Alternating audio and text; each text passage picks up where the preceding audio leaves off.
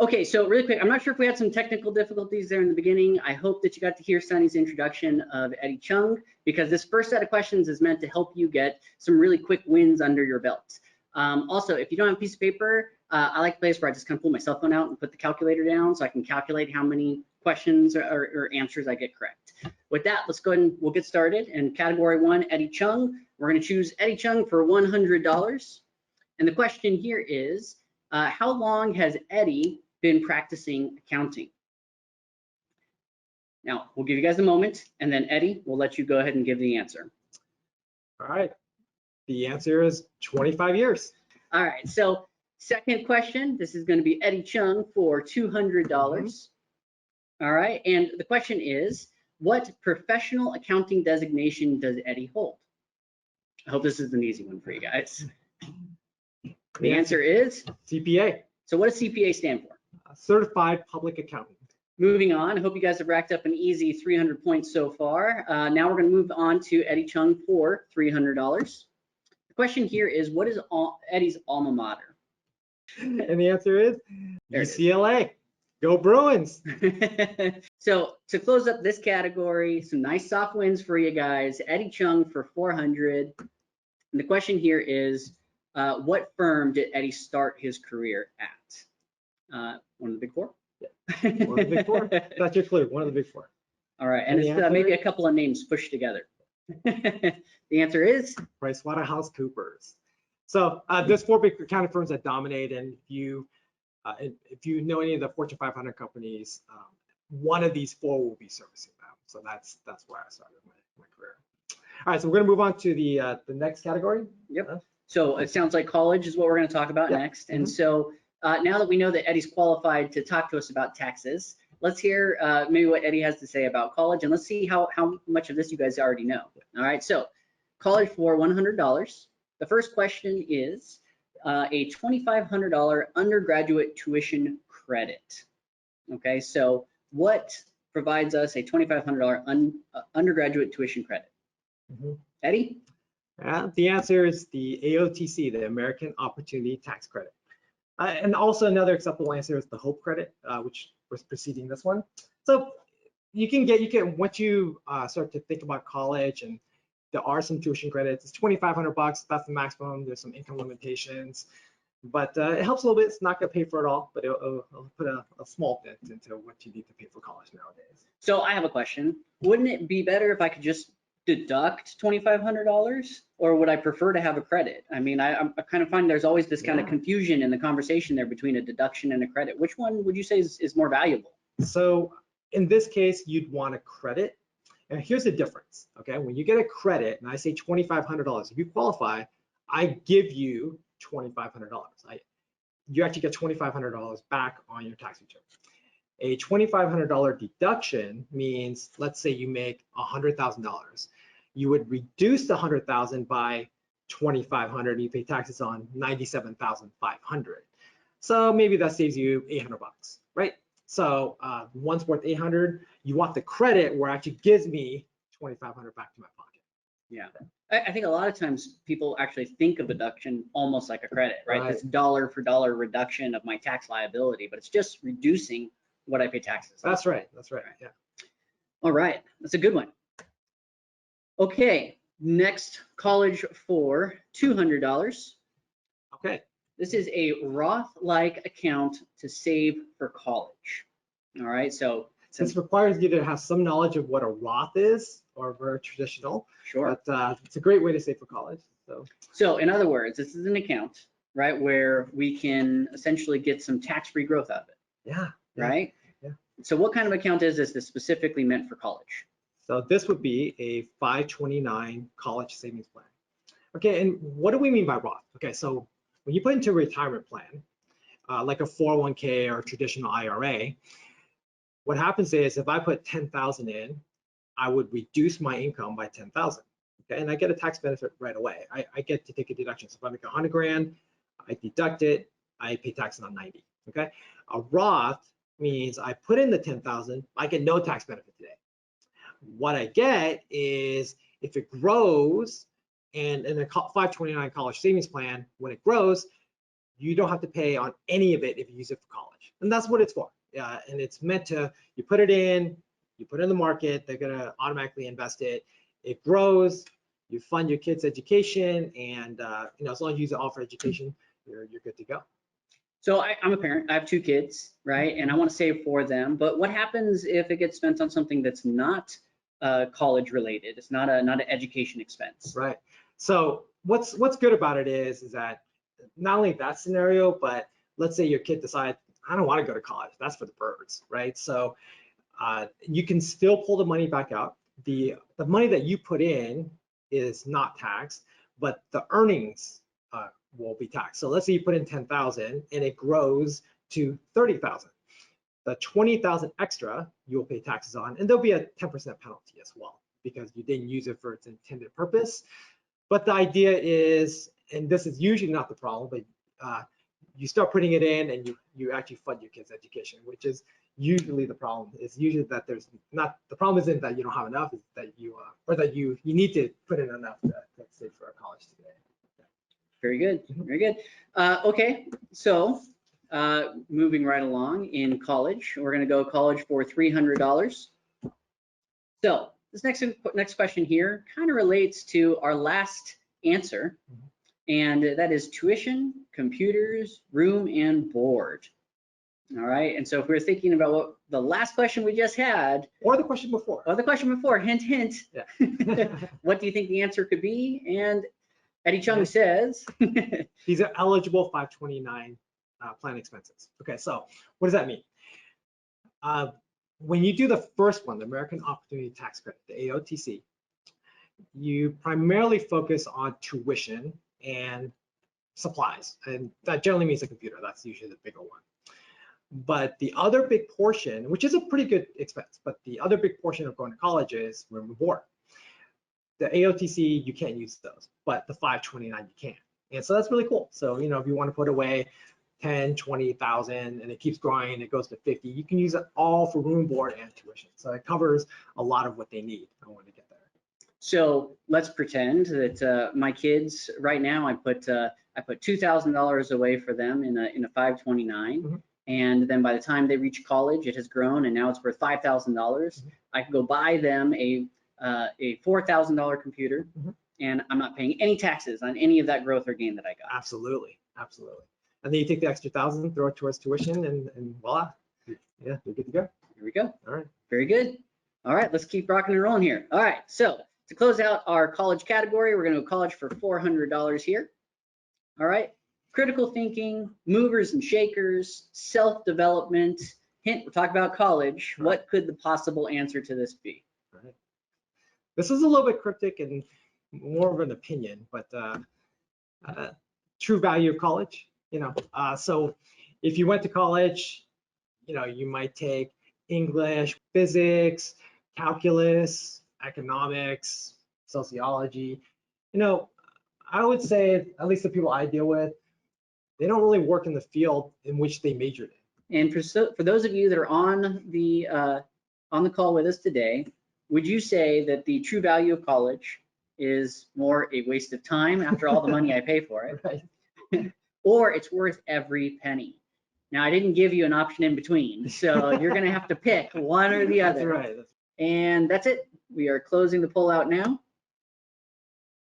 All right, and survey says everyone answered 100% worth every penny. Yeah, excellent. Let's try the second poll.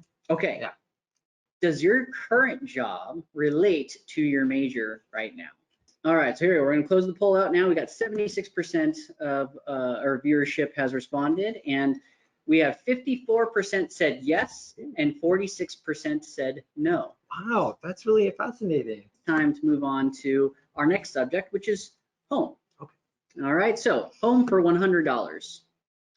What are the 3 elements to buy a house? Mm-hmm. All right, we'll give you guys a couple of minutes, maybe write your answers down or get them in your head. All right, and the answer is? All right, so you need 3 things. Okay, you need a down payment, you need good credit, and you need provable income. Okay, what does this mean? A down payment, so when you go to the bank, you go, hey, I wanna buy $1 million home, right? You don't just go, well, can I just borrow $1 million? No, right? They'd be like, no, we want you to have skin in the game too. And so that's a down payment. It's how much you have to come up with out of your bank account to buy the home. A good rule of thumb and to get the good loan rates is to put down 20%, right? Not always realistic, but usually the minimum is 3%. You got to get 3% in there, and the bank will loan you the rest. If you do that though, your rates will be a little bit higher.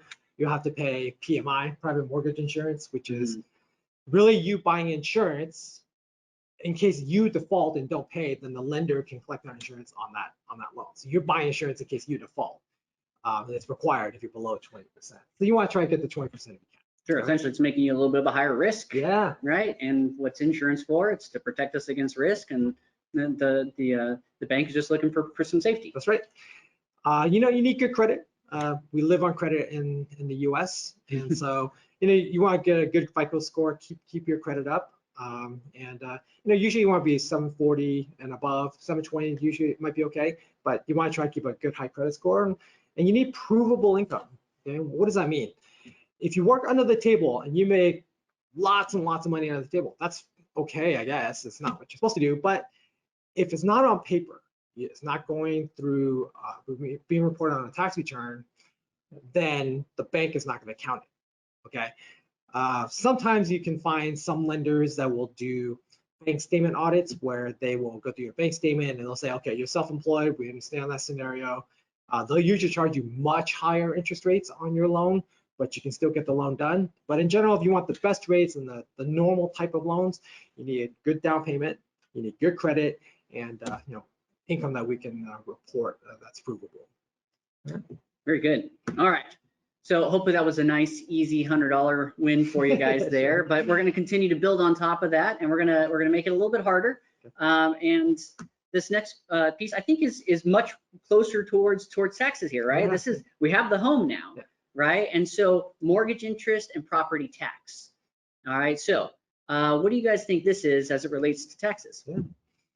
So the answer is these are just home tax deductions. So when you buy a home, you can deduct two things: mortgage interest and property tax, and that's it. It's really not much more that you can do. So if you do home improvements, like you renovate your kitchen, you put a new landscape in, you replumb the system, that is deductible, but when you sell the home, not now, when you sell. So the only thing in the current year or every year, really, it's mortgage interest and property tax. Great. Okay. Let's get a little bit harder here with home for $300. All right. Our next question is, I don't know that I would get this one.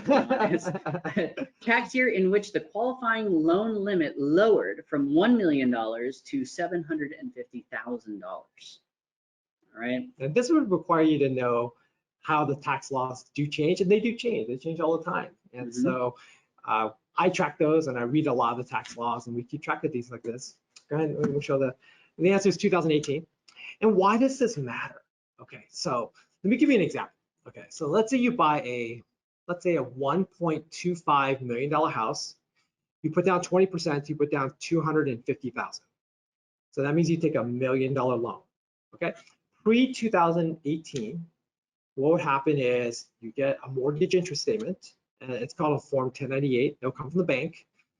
They'll send that to you at year end, and it'll say, hey, you paid all these mortgage payments. This is the mortgage interest related to those payments. We would deduct 100% of that. Really good. And usually it's probably the #1 deduction for most people, right? Yeah. Then in 2018, they changed the rules. They said, hey, we're going to reduce the loan limit to $750,000. Okay, now you still have your loan for $1 million. That doesn't change. You're going to still make the same payment. You can have the same mortgage interest, but now you can only deduct interest up to $750,000. So what you do is you do the math. You do $750,000 divided by $1 million, that's 75%. So you'll deduct 75% of whatever your mortgage interest stated. So essentially you deduct less. So it's kind of a bummer. But that's just how tax law works. They sometimes lower limits, sometimes they expand the child tax credit, or they take some here, they give some there. That's what the tax law does, and we track those to try to put you in the right situation and show you where you can get the best tax benefit. I think for all you homeowners that can put yourself back at that time period, you probably remember there being a substantial increase in the amount of taxes you paid that year. I remember hearing it. I mean, it was for a couple of months straight. I was hearing story after story after story, and everyone got hit substantially harder than they had in previous years. Right. Now, it's not all bad news. So Sure. if you had the loan pre-2018, you got grandfathered. So you kept your new loan, but the new homeowners who were kind of like their parents were telling them, hey, you need to get a home, the benefits were not as good, right? Yep. All right. Let's go on to moving forward here. Mm-hmm. Okay. Let's see here. I believe we are on a home for 400. Yeah. All right, home for 400. So this is number of years as a primary home needed to exclude 250,000 capital gain on a home sale. Now I'll add a little hint here. That could also be $500,000 if you were married. That's right. It's $250 per person. So Right. you might have heard this concept, and this is kind of a long answer here, but let's show the answer. So here, 2 out of the last 5. An acceptable answer. If you said 2 years, that's a good answer too, so you can give yourself points for that. All right. But what does this mean? What does 2 out of the last 5 mean? So let's say you bought a home and 10 years ago. Okay, and you've lived in the home the whole time. You sell the home, and what you do is you look back over the last 5 years, and you say, have I lived and used this home as my primary home for at least 2 of those years? You say yes. You can qualify for an exemption for 250,000. If you're married, it's 500,000. It's 250 times 12 or times 2. Okay. Now, when does this 5-year thing, like, why does it even matter, right? So sometimes, and this happens quite frequently, you'll be living in your home. You bought it 10 years ago. You maybe buy another home, like you want to retire out to Florida, right? So you go out to Florida, you buy another home. That home becomes your primary, but you want to keep the one in Cali because you have family here and it's nice to live next to the beach. So you go, I'm going to come back and forth, but it becomes more like a vacation home, not a primary home. Well, what would happen is, let's say you moved out to Florida and it's been 1 year, okay? And you go, you know what? I don't want to have 2 mortgages. Okay, this is too much. I'm in retirement mode. I don't want to spend all this money. So I'm going to sell my California home because I'm spending all my time in Florida. I'm not flying back and forth like I thought I was going to. So I'm selling my California home. Now, we sell the home, we sell today, we look back 5 years. For those years, you would have had as your primary, 1 as your vacation home. So you still had 2 of those 5 years as your primary, qualify for the full exemption. So it's a really good rule. This is probably one of the, if you can take advantage of this tax deduction, this exclusion of income, you always want to take advantage of this one because it's really not much better than this one. Yeah. Now, so just to clarify a few things, let's just pretend I bought the home for $300,000 and now I sold it for $600,000. Right? Am I only recognizing $100,000 of gain? So are you single or are you married? Married. And you're married. Okay, so if you bought it for 600, let's make it 700. Sure. So the numbers are a little different. So you sell for 700, okay. You bought it for 300. So if you subtract them, the difference is 400. Now, what would happen is if you sell it, have you lived in the home all those years?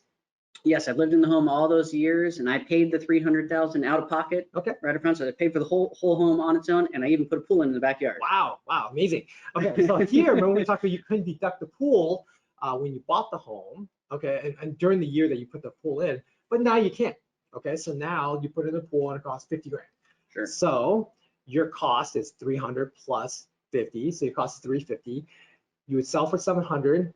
The difference is now 350. You've lived in it for all the time. You've qualified the 2 years, so you get a $500,000 exclusion. So now you pay 0. So 300,000 minus 500, 350 minus 500, you end up paying 0. You don't go below. You don't lose 150. Right. You just exclude the 350. Exactly. So it's almost like there's that 350, stack the 500 on top of it. We have $850,000 is essentially what we kind of paid for it, right? And we haven't exceeded that. So there's no capital gain over the. So you would end up paying 0, right? And that was the intent. That was the intent of the tax laws, to encourage you to buy and invest. And if you move, you're not getting penalized to do that. So that's the purpose of that law. It's a good one. Yeah. It's a good one. We like that one. Okay, that closes out home. And now it moves us into talking about rentals. So investing in rental property, go rental for 100. A multifamily unit that has, I'm sorry, a multifamily home that has 2 units in the same building. All right, and what is this called? And the answer is duplex. All right. So if you have 2 units, it's called a duplex. If you have 3 units, it's a triplex. 4 units, it's a fourplex. You know, so the idea is you just have more than one rental. So how you get into this is maybe you have your own primary home, you buy that vacation home, or you buy the new home in Florida, and you turn your primary home into a rental. That's another way to go. Sure.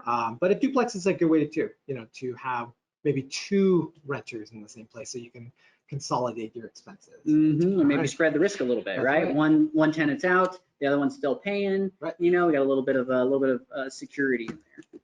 All right, so let's keep going. So rental for $200 here. So rent minus mortgage payments, minus property taxes, repairs, utilities, etc. What would we call that final number that we have? Yeah. So this is what we call cash flow. Okay, and what is cash flow? So when you're in a rental situation, you would take the tenant. So what they do is you collect the tenant rent and you pay all the expenses. So when you have your own home, what do you deduct? Mortgage interest and property tax, right? But for rental, we can deduct on top of that HOAs, gardening, insurance, repairs. If you put in a pool, we can depreciate that pool and take it over time, right? So, but you eventually get to deduct everything like in the current year, which is really nice. And the idea is if you can have enough rent and have your expenses less than that rent, you actually take you have excess money that you can put in your pocket. We call that positive cash flow. If you're negative, it's negative cash flow. But the ideal situation is your tenants essentially pay all your expenses and you actually put money in your pocket afterwards. And you get some nice deductions along the way. Yeah, exactly. Okay. All right, so let's go rental for $300 here. So this is a large tax deduction that does not require cash outflow. So this is a tax concept, so you might need to know a little bit about this. The cash flow one, you can kind of get a concept of what that would be. So let's show the answer. The answer is depreciation. Okay, now what does that mean? It doesn't mean that your property went down in value. It didn't depreciate. It's just a tax concept. So let's just throw some numbers out there. You rent your home for $2,500, all right? And then with the mortgage interest, property tax, insurance, like all the expenses related to it ends up being $2,000, okay? So you have $500 cash flow, all right? You put that in your pocket every month. For tax purposes, we have this concept of depreciation, which is related to the purchase price, but we can essentially shield a lot of that cash flow where you don't have to pay taxes on that. And many times it wipes it out and even generates a loss.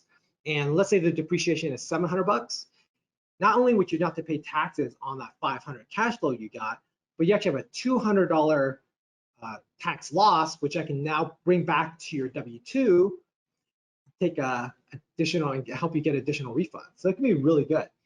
There's some income limitations and things like that, but this is a very good way for rental. You get cash flow. If you can get this, you want cash flow. Right. You can use depreciation to shield a lot of that and not have to pay tax on it, and maybe even get additional refunds by generating a tax loss. So it can be a really good one. Only we could depreciate stocks. Yes. All right. All right. So let's see here. So moving forward, wait, was that our last one? No, one more. Oh, we got one more. There we go. Okay, so rental for $400. I hope you guys are doing good on your score and keeping track. Yeah. This is our last one. So trading one rental to a larger rental with no tax consequence today. So essentially, we're going to defer that tax and end up paying it later. It's a fun little tax code. Any idea what it's called? Yeah. The answer is? If you said 1031 exchange, you'd be on the right track. Now, what does that mean? Okay, 1031 exchange. So what will happen is I live in a home and I wanna buy something else. Okay, maybe I want to trade it. If I sell it, I could do if I'm married, I could do that $500,000 exemption, which is excellent. And in many situations, you will take advantage of that. Okay. 1031 is not for homes. This is for rentals. So if I've been renting it, I bought something, maybe I bought a duplex. I've been renting both units, but now I'm ready to do something larger. I want to trade it up to a fourplex, right? So if I sell the duplex, then I have to pay all the gains. There's no exemption for a rental property. All of it's straight capital gain. Okay, so if I buy something for 300,000, I sell for $1 million, that 700,000 is subject to capital gain. There is no exclusion. But they have something in this area called the 1031 exchange. And what that means is I sell for $1 million and I buy and I trade it into another property for like a fourplex, and I buy something for 1.5 million. Okay, if I can do a trade through a 1031 exchange method, I pay no tax on that 700,000. Essentially, it gets rolled into the next property, and I don't pay that tax until I sell that next property. And we're not going to sell that one either. We're going to exchange that one to another, to eight unit. We're going to exchange it all the way. You know, we're never going to pay tax on this thing, right? That's the game. All right. Now, the original exchange was designed to, you know, Josh has a farm. It's an investment property. He wants to trade into my fourplex, and you go, hey, you want to trade? You give me your farm. I'll give you my fourplex. Great deal. Great deal. Yeah. Pretty hard to execute though, because I have to want a farm. He has to want a fourplex. The property values have to be pretty much the same. You know, it's maybe a kick and a cow. I mean, you know, whatever. Right? Yeah. Help bring up the difference. Yeah, but it's very hard to execute. So they created a Starker exchange where you can use an intermediary. It's called a 1031 exchange, qualified intermediary. It's just a third person. All right, and so what happens is I sell my, let's go back to the duplex and fourplex. I sell my duplex, closes escrow. I don't take the money. It goes directly to the third party 1031 exchange agent. They hold the money in their escrow. And then here's the tricky part. You have to identify the next property that you're going to buy within 45 days from the close of escrow. It's tough. That is tough, but it doesn't have to be simultaneous like the other one, like the other example, where you trade the farm for the fourplex. That has to be simultaneous. That's really, really hard to execute. Here, I have 45 days, which is tough, but you don't have to close on that deal. You have 6 months to actually deal. Let's say I find a property, we come to an agreement. I have 6 months to actually make the deal happen, okay? But the 45-day is tough, which means you're gonna want to find the property and negotiate it either during escrow or even before. You want to hunt it down because it's a short window. But that's how that works. And the cool thing is we don't have to trade. I sell my property and I can buy the property from some other owner. So that allows 3 parties to be involved. So that's how you execute an exchange. And then as long as you follow some of the rules, and there's quite a few rules related to this one. Those are the timing ones from a tax standpoint. There's some tricky ones, but if you do it right, you pay no tax. Perfect. All right. So this is a really good one, and I think it's good to clarify because I've heard confusion on this one come up quite often, and oftentimes that confusion comes with thinking of doing the 1031 on your primary residence, your home, right? On the primary residence, the home, that's your 250,000 per person exclusion that you get, whereas the 1031 exchange is for those investment rental properties that you have when you want to sell one, move to another, right? That's right. So I think it's important for clarification and to know that. I think that comes up quite often. And so when you do your home, you will want to use exclusion, because if I can exclude, just take 500,000 off the board, I almost always want to do that, you know. So yeah, absolutely. Yeah. Okay, so this is a good time for you to tally up your score and see how you did. Josh is going to post the poll just to see what everybody's score is and to see how everybody's doing. So if you've taken the time to total up your score, let us know kind of what brackets you fell into there. All right, and so here's the results. Here's a nice little how'd you do section here. All right, so in our taxes aren't really your thing section, that's 36% of our respondents. Then we actually had another 36% of respondents that fell in the $1,000 to $1,900 category there. So that's not bad. Pretty good job as far as your taxes goes. Now this is fantastic. 27% of respondents said that they fell between $2,000 to just under the $3,000 at $2,900. That's actually really good. You did a great job. Lastly, we had 0 for our top excellent category. I don't blame you guys. There were some tough questions that were in there. Sure. I'm gonna let Eddy take over for a bit. Okay, so we're gonna try this new thing here. Okay, so we're gonna play this penny game. All right, so what I want you to do, this is the scenario. You're gonna hire your child to do some work for you, and you're gonna pay them 1 penny. 1 penny. If they do a good job, you're gonna double their pay the next day. Okay, so that means on the first day of the month, you would pay them a penny. If they do a good job, on the second day, you pay them 2 pennies. And then on the third day, you double it again, you would get 4 pennies. All right, so how much money do you think that you would have at the end of 31 days, at the end of a month? All right, so I want you to think about that for a moment. And Josh is gonna put up a poll here. And let's see what the final results are. Okay, so we have 20% of you that said that you will have 90 bucks. You have, some people think it's 900. And actually, the good majority of you thought it was over, 9,000. So let's figure out what that is. If you look here, this is a summary of the first week. So at the end of the first week, if you look at March 7th, you would have 64 cents. And I'm not adding it up, but this is just like how much they would get paid. They're not getting paid continuously. It's just whatever the last day is. So on the last day, they would have 64 cents. Second day, or second week, you would have 82 bucks. All right, so they're making some money, and for a kid, that's not bad, right? Pretty good. But there's still, it's still growing pretty slow. You go to the third day or third week, and you can see now they're actually making some pretty good money. They're making 10 grand. If you look at March 21st, they're making 10 grand at this point. And you go, wow, wait a minute, is that right? I started with a penny. How did I get there? Well, if you look at the first week, it doubled every day. They were getting paid 64 cents at the end of the week. But it started to grow to $1, $2. By the time you get to the end of the second week, it was 82. But then it starts to really grow, right? And so it goes to 100, then 300, then 1,300, and boom, you're at 10 grand by the end of the third week.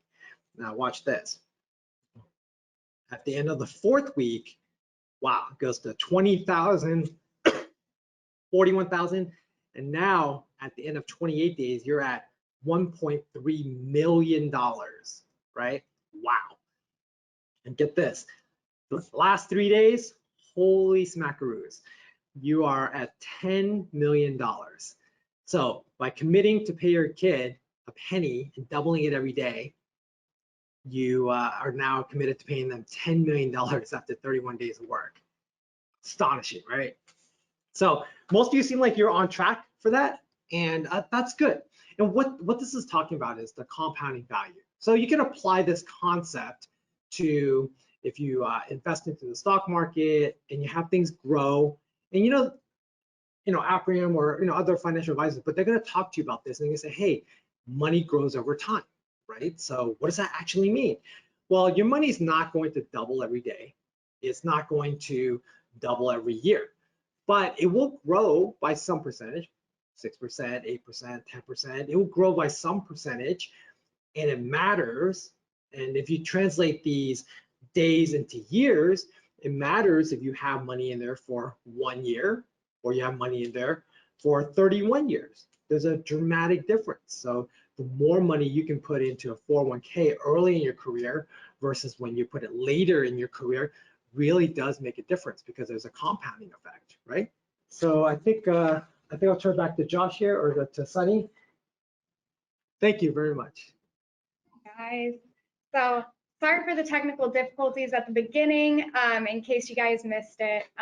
I'm Sunny Allen. I'm actually our client services specialist here at Apriem. I know we are running a little bit over, so thank you guys so much for your patience and your time today. Thank you, Josh and Eddy, for such a fantastic presentation. That was such a fun take on taxes. And my kid, my oldest kid just started out in preschool, so I'm climbing that mountain as we speak.